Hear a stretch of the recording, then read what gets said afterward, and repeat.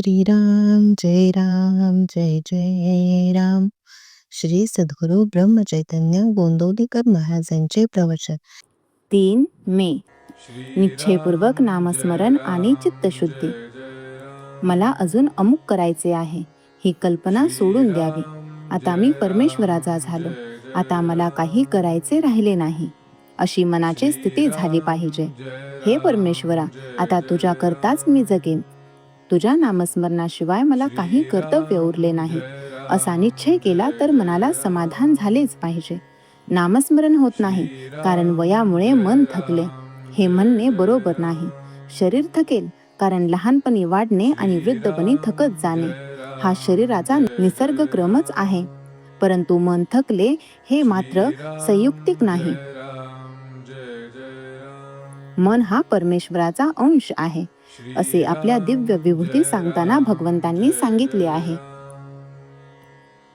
मनाची अत्यंत क्षीणतेची अवस्था म्हणजे मृत्यू समयीची, परंतु त्या समयीही माझे स्मरण ठेवावे असे भगवंतांनी सांगितले असताना त्यापूर्वी केव्हाही मन थकले आणि स्मरण करू शकत नाही असे होणे शक्य नाही.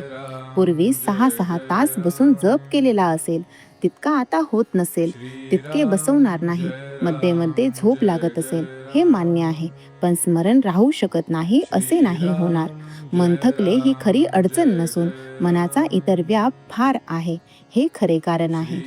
तेव्हा सर्व व्यापातून आणि काळजीतून लक्ष काढून ते भगवंताकडे लावणे जरूर आहे.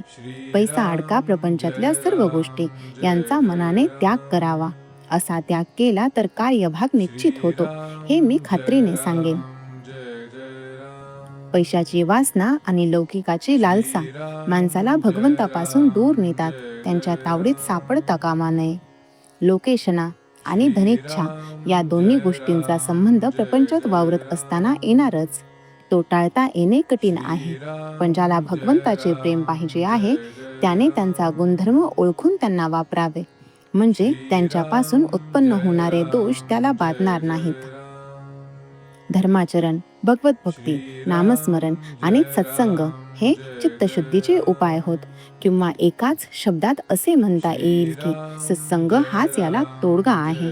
चित्तशुद्धीचे लक्षण हे की आपल्यासारखेच सर्व जग सुखी असावे ही भावना असणे. ही भावना वाढण्यासाठी सर्व जग सुखी असावे अशी प्रार्थना करण्याचा नेहमी परिपाठ ठेवावा, म्हणजे हळूहळू भगवत कृपेने साधेल. अभिमान हा मात्र चित्तशुद्धीत बिघाड करणारा आहे आणि तो केव्हा डोके वर काढील आणि घात करील याचा पत्ता लागणार नाही. पण भगवंताच्या स्मरणामध्ये अभिमानाचे मरण आहे. म्हणून आपण भगवंताचे स्मरण अखंड टिकवूया आणि आनंदाने राहूया. नामाशिवाय जगात दुसरे सत्य नाही अशी दृढ भावना करावी. श्रीराम जय राम जय जय राम. श्रीराम जय राम जय जय राम.